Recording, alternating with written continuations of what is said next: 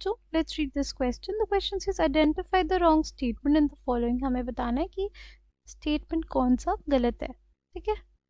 की concept for this question is atomic and ionic radii. Atomic and ionic radii. Atomic radius of the elements increases as one moves down the first group of the periodic table. See, atomic radius down the group जाने पे क्या करता है? increase करता है. right? down the group जाने पे atomic radius increase करता है. ये स्टेटमेंट करेक्ट है. क्यों इंक्रीज करता है? तो इस वजह से इंक्रीज करता है कि हमारे पास एडिशन होता है शेल्स का.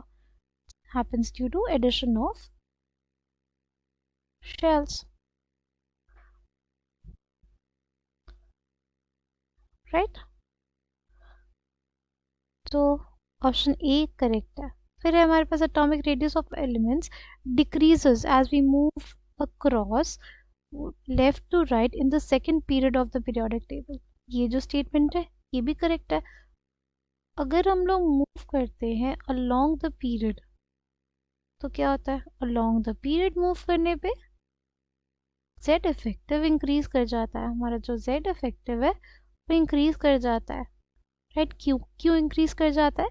क्योंकि देखो, एक इलेक्ट्रॉन के एडिशन से ज़्यादा फर्क एक प्रोटॉन के एडिशन से होता है. एक प्रोटॉन ऐड हो जाएगा तो न्यूक्लियस ज़्यादा पावरफुल हो जाएगा, और न्यूक्लियस अगर ज़्यादा पावरफुल हो गया तो इलेक्ट्रॉन्स को अपनी तरफ तेज़ी से खींचेगा, जिसकी वजह से एटॉमिक साइज क्या हो जाता था?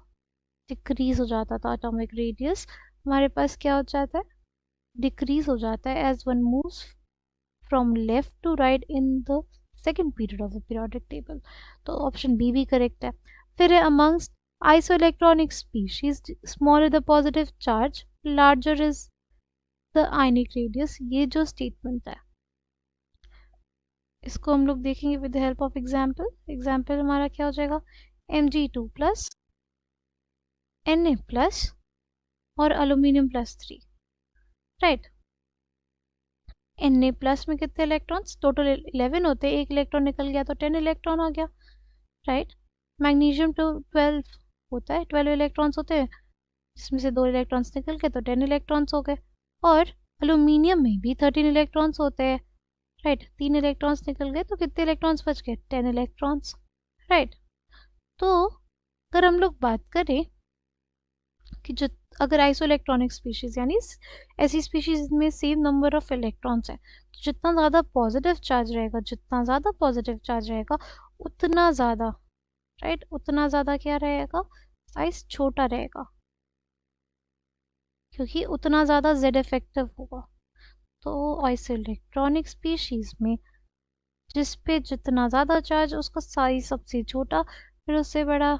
हमारे पास अगर इस एग्जाम्पल को देखें तो Na प्लस का साइज सबसे बड़ा हो जाएगा, Mg2 प्लस का फिर उससे छोटा, और A प्लस 3 का, एल्यूमिनियम प्लस 3 का सबसे कम साइज होगा. तो amongst isoelectronic species smaller is the positive charge on the grand, larger is the ionic radius. ये स्टेटमेंट करेक्ट है. ठीक.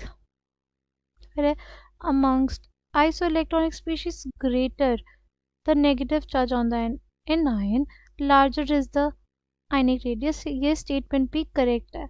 ये भी स्टेटमेंट हमारे पास करेक्ट है.